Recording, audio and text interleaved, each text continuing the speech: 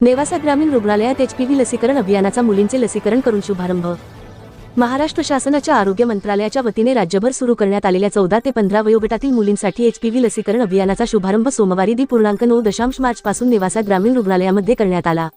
गर्भाशयमुख कर्करोगापासून मुलींचे जीवन वाचविण्यासाठी एचपीव्ही लसीकरण हा नवा पर्याय असून पालकांनी आपल्या मुलींच्या सुरक्षेसाठी लसीकरण अभियानात सहभागी व्हावे असे आवाहन नेवासा नगराध्यक्ष डॉक्टर करणसिंग घुले पाटील यांनी यावेळी बोलताना केले।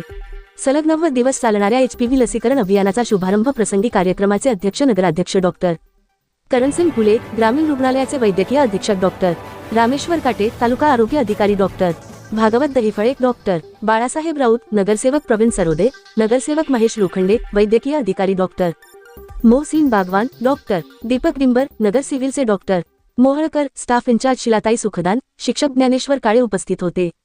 यावेळी ग्रामीण रुग्णालयाचे वैद्यकीय अधीक्षक डॉक्टर रामेश्वर काटे यांनी आलेल्या मान्यवर अतिथींचे स्वागत करून प्रास्ताविक केले। पालकांनी आपल्या मुलींच्या सुरक्षेच्या दृष्टीने 14 ते 15 वयोगटातील मुलींचे लसीकरण करून घ्यावे असे आवाहन केले।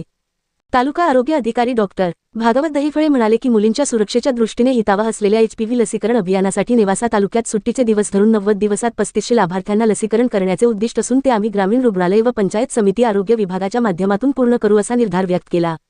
या अभियानातील इयत्ता 8वीतील पहिली लाभार्थी विद्यार्थिनी ज्योती सुरजित शर्मा हेच प्रमाणपत्र देऊन सन्मानित करण्यात आले। या कार्यक्रमाला नेवासा येथील शिक्षक, ग्रामीण रुग्णालयातील वैद्यकीय अधिकारी, स्टाफ इंचार्ज, नर्सिंग स्टाफ तसेच विविध विभागातील अधिकारी व कर्मचारी मोठ्या संख्येने उपस्थित होते।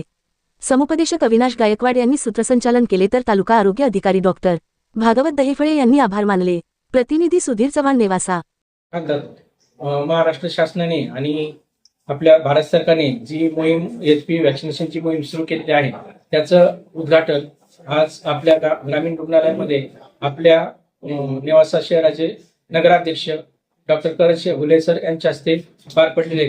तर आपल्याला या व्हॅक्सिनमध्ये 14 ते 15 वयोगटातील 14 वर्ष पूर्ण आणि 15 वर्ष पूर्ण झालेले अशा वयोगटातील 3500 लाभार्थींना, मुलींना आपल्याला हे व्हॅक्सिनेशन द्यायचं आहे। आणि त्याच्यासाठी तालुक्याने पूर्ण पंचायत समिती, आरोग्य विभाग, जिल्हा ग्रामीण रुग्णालय आरोग्य विभाग यांनी पूर्ण तयारी केलेली आहे। पूर्ण आपल्या तालुक्यातील 9 प्राथमिक आरोग्य केंद्र आणि ग्रामीण रुग्णालय या ठिकाणी हे व्हॅक्सिनेशन 90 दिवस सुट्टीचे दिवस धरूनही चालू राहणार आहे।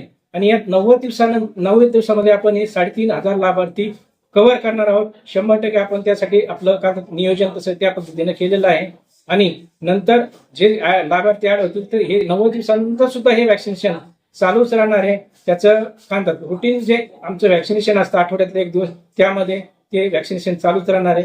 तरी सर्व याविषयी जे गैरसमज आहेत कुठलाही कारण व्हॅक्सिनचा कुठलाही तोटा नाही व हा खूप फायद्याचा आहे। सर्व्हायकल कॅन्सर प्रिव्हेंट करण्यासाठी हे व्हॅक्सिन अत्यंत महत्वाचं आहे।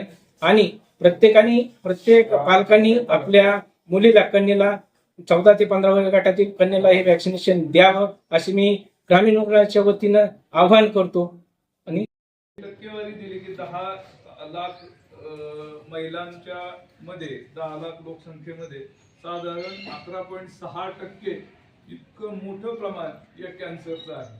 आपल्याला माहितीच असेल की कॅन्सर झाल्यानंतर त्याचे उपचार करणं ही अतिशय जिकिरीची, अतिशय टेन्शनची आणि खूप मानसिक स्वास्थ्य कुटुंबाचं बिघडवणारी, आर्थिक स्वास्थ्य बिघडवणारी अशी एक प्रकारची ही यंत्रणा प्रक्रिया असते। आणि स्टॅटिस्टिक्स काढलं तर आपल्याला 3500 लाभार्थींना ही लस या 90 दिवसामध्ये द्यायची आहे।